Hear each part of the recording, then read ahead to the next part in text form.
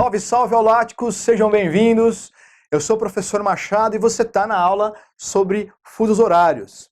Se você já viajou entre lugares consideravelmente distantes, se você acompanha competições internacionais como as Olimpíadas, provavelmente você já foi afetada pelo sistema de fusos horários.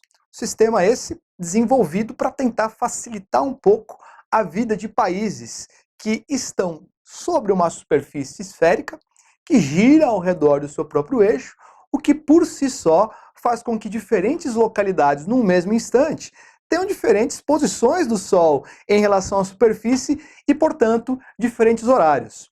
Internauta, durante uma boa parte da história, cada lugar da superfície terrestre escolhia determinar o seu horário com base na posição do Sol ao meio-dia. Imagine que países de grande extensão longitudinal, grande extensão leste-oeste, como é o caso dos Estados Unidos, como é o caso da Rússia, por exemplo, tinham diversos problemas com isso. Problemas nos seus sistemas de transporte, né? Funcionamento dos portos, funcionamento das estações ferroviárias, né? O trem partia de uma estação, ajustava o seu relógio lá no leste do país, quando ele chegava no oeste, o horário da estação era diferente do que ele imaginava. Então, por conta desse monte, né, de situações envolvendo o Sol, em 1884 acontece na cidade de Washington a famosa Conferência Internacional do Meridiano. O que é que foi a Conferência Internacional do Meridiano? Foi o momento em que as então 25 maiores nações do planeta decidem criar uma convenção, decidem criar uma espécie de procedimento matemático para se calcular e para se definir um padrão mundial para os horários dos locais, tendo como referência o meridiano de Greenwich. Esse que você conhece como sendo o meridiano que divide a Terra em hemisfério oriental e hemisfério ocidental. Isso nos leva ao resultado dessa conferência, que foi a adoção do sistema de fusos horários. Então vamos começar, internauta, pela definição de fusos horários. O que é que são os fusos horários? Fusos ou zonas horárias são faixas longitudinais de 15 graus. São faixas longitudinais, faixas leste-oeste de 15 graus. Aqui a gente tem o que seria um exemplo de uma dessas faixas. Observe que aqui a gente já tem um probleminha na observação. Que probleminha que é esse? As faixas longitudinais, elas não têm todas a mesma largura em quilômetros. Perfeito? Lembrem que os meridianos que balizam esses fusos, eles convergem de um polo para outro. Então, cuidado na hora de considerar essas faixas dentro de uma superfície plana, porque elas são camadas que se assemelham mais ou menos aos gomos de uma mexerica, aos gomos de uma tangerina, para falar bonitamente. Então, você tem aqui o resultado de uma conferência que determina que os fusos horários serão faixas longitudinais de 15 graus. Como é que se chegou nessas faixas de 15 graus? Dividindo a circunferência equatorial, os 360 graus de circunferência da Terra, pelo tempo que essa circunferência precisa para dar uma volta completa ao redor de si próprio. Ou seja, cada fuso igual uma faixa de 15 graus, resultante da divisão dos 360 por 24. Um fuso igual a uma hora. Ou seja, 15 graus é o período percorrido longitudinalmente, ou melhor, é o espaço percorrido longitudinalmente pelo Sol durante o período de uma hora. E aí, vamos lembrar que como a Terra gira no sentido oeste-leste, ela gira no sentido anti-horário, o Sol faz um movimento leste-oeste no horizonte, né? O que a gente conhece como movimento aparente do Sol. Ou seja, quem está numa localidade a leste de uma outra localidade, né? Quem está numa localidade a leste, sempre verá o Sol nascer primeiro. É por isso que esse sistema, ao dividir a Terra em 24 faixas de fuso, faz com que os valores das horas dos fusos aumentem para leste e diminuam para oeste. Então, internauta, é importante você ficar atento primeiro a essa informação. Isso aqui o que a gente está tratando, evidentemente, são dos fusos teóricos, né? Se você pudesse efetivamente dividir a Terra em 24 faixas longitudinais iguais. Agora, você está vendo aí na tela um mapa onde você encontra os chamados fusos práticos. O que é que são os fusos práticos? são os fusos que efetivamente existem sobre a Terra, uma vez que os países não precisam necessariamente seguir essa continha, seguir esse sistema à risca. Os países têm diferentes necessidades, são soberanos sobre os seus territórios e muitas vezes fazem alterações nesses fusos horários. Observe, por exemplo, o caso da China. A China é um país de grande extensão longitudinal.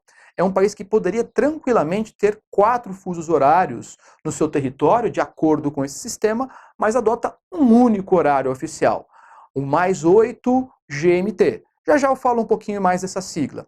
Temos, por exemplo, o caso da Rússia, que poderia ter 11 fusos horários diferentes, pela sua extensão, adota 9.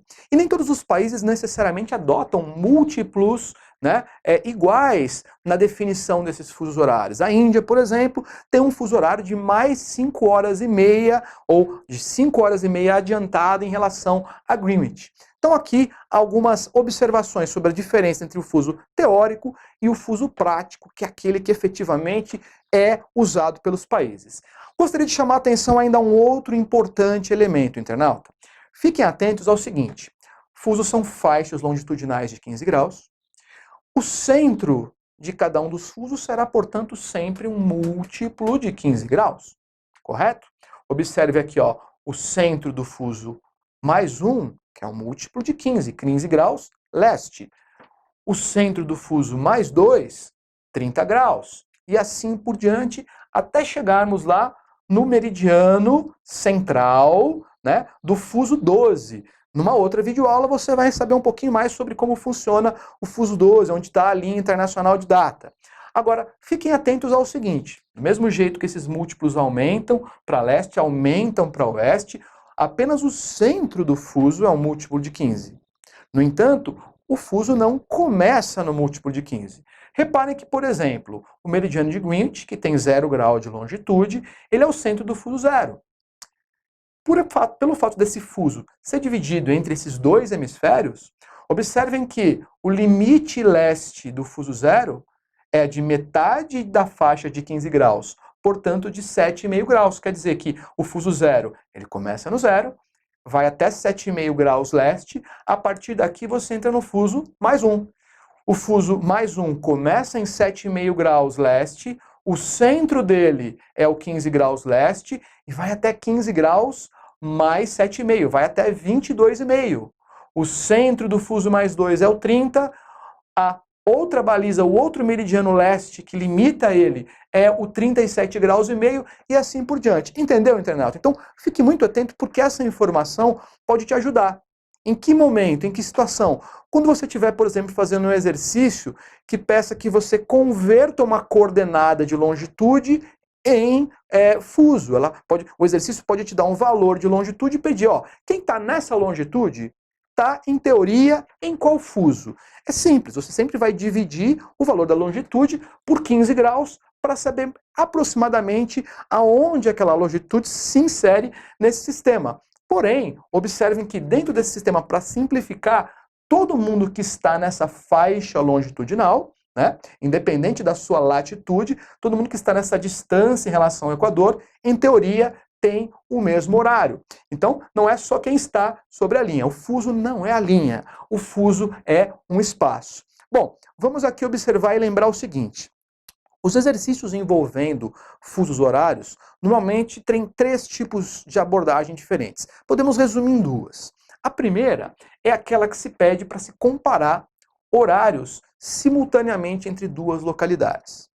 E aí é sempre muito fácil a gente fazer a conta. É só a gente saber qual a distância em fusos entre essas 2 localidades. Supondo que você, internauta, esteja agora na localidade aproximada do -30 graus, ou de 30 graus oeste. Você está no fuso -2. Vamos supor que você queira saber exatamente agora que horas são no relógio em quem está na localidade +2. Observe que, independentemente dos sinais de mais e de menos, o que você deve considerar é a amplitude, é a diferença, é a distância em fusos entre o horário do observador e o horário com o qual você está comparando. Então, se agora, na minha localidade, que estou aqui a 30 graus oeste de Greenwich, forem, por exemplo, 14 horas, exatamente nesse mesmo instante, Uma pessoa localizada no fuso mais 30 graus, ou 30 graus leste, ou mais 2, terá no seu relógio o meu horário, 14 horas, mais 4 horas. Cuidado, internauta, porque nós temos que considerar o horário de verão. Então você tem que saber exatamente qual é a hora aqui, e você tem que, às vezes, saber também se o lugar com o qual você está comparando também está em vigor o horário de verão. Mas, em princípio, a gente pensando basicamente, é isso. Do mesmo jeito, se eu vou comparar uma localidade a oeste, ao invés de somar, eu subtraio fusos. Então, quer dizer, se numa localidade que está no fuso mais 3, a 45 graus leste de Greenwich, forem, por exemplo, 20 horas, numa localidade 7 fusos a oeste, serão, portanto, 20 horas menos 7 horas. Serão, portanto, 13 horas. Observe que esse é um primeiro tipo de exercício bastante comum, bastante corriqueiro. Já o segundo tipo de exercício é aquele que vai cobrar de você deslocamentos.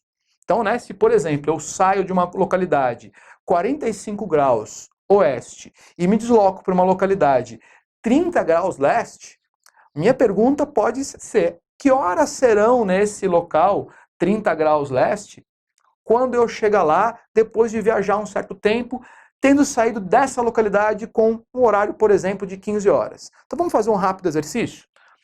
Partir de uma localidade 45 graus oeste às 15 horas. Perfeito? 15 horas, hora local do 45 graus oeste. Não estou considerando horário de verão. Vamos supor que até a localidade 30 graus leste eu tenha viajado 10 horas. Isso, internauta, você sempre vai fazer. Você vai somar o tempo de deslocamento da viagem ao seu horário de saída. Então eu tinha saído 15 horas, produção, é isso? Daqui? Saí daqui. Às 15 horas, somei mais 10 horas. Isso quer dizer que 15 horas mais 10 dá 1 hora da manhã do dia seguinte.